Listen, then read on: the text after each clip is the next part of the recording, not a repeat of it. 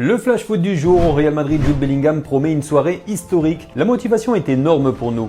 Le Real Madrid est fait pour des soirées comme celle-ci. Nous allons vivre une soirée qui restera dans l'histoire. Les gens le savent grâce à ce club, a-t-il déclaré. Nous savons que nous pouvons faire beaucoup mieux et nous voulons le montrer. Perdre est une chose, ne pas en tirer de leçons en est une autre complètement différente, a-t-il conclu. Au Paris Saint-Germain, après la qualification en C1, le nouveau maillot gâche un peu la fête. Cette nouvelle tunique, récemment dévoilée par le compte ex de Wang Viet, a rapidement fait parler. On a notamment pu lire ses commentaires ces dernières heures. Ça me perturbe quand même, ce grillage au milieu, écrit un fan. Ah bon, hommage à la Tour Eiffel, vous êtes sûr? Il ne ressemble à rien ce torchon, écrit un autre fan.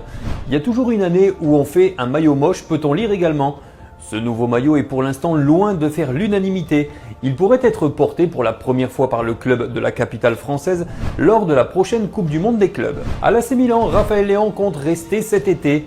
Annoncé possible partant en fin de saison, le joueur de 25 ans devrait finalement rester. Selon le média La Gazzetta dello Sport, l'ailier portugais ne souhaite pas quitter le club lombard où il s'épanouit.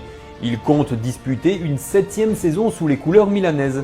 Cette fidélité contraste quand même avec les rumeurs insistantes de départ ces derniers mois. Une bonne nouvelle pour le club qui pourra compter sur l'un de ses éléments offensifs les plus influents la saison prochaine. Jorge Sampaoli pourrait rejoindre Neymar à Santos. Libre depuis son départ de Rennes en novembre, Sampaoli pourrait reprendre du service au Brésil. D'après ESPN Brésil, il est en discussion avancée avec Santos. Les premiers contacts sont jugés positifs.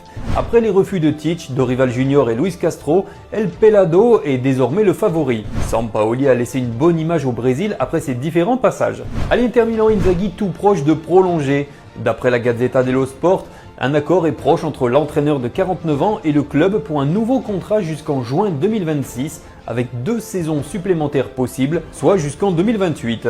Cette prolongation est jugée logique par la presse lombarde au vu des performances du coach. L'officialisation ne serait plus qu'une question d'heure. Toujours en Italie mais à Como, Fabregas ne serait pas intéressé par Leipzig. En pleine ascension à Comme, Fabregas a repoussé les avances du Rasenballsport Leipzig qui cherche un remplaçant à Marco Rose.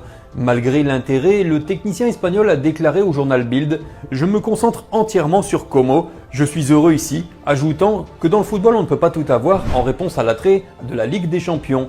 Fabregas reste fidèle à son projet et ne semble pas prêt à l'abandonner pour un défi en Bundesliga malgré la tentation européenne. Et au Real Madrid, la suspension d'un seul match de Kylian Mbappé secoue la presse catalane.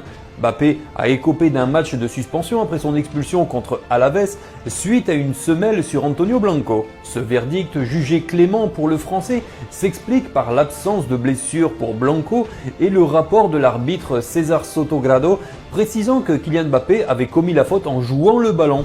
Les médias catalans crient au scandale. Pour Mundo Deportivo, Mbappé n'a jamais joué le ballon sur cet attentat.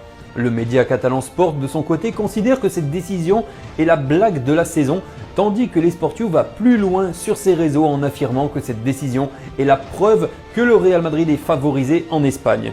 Une décision qui continue de faire couler beaucoup d'encre.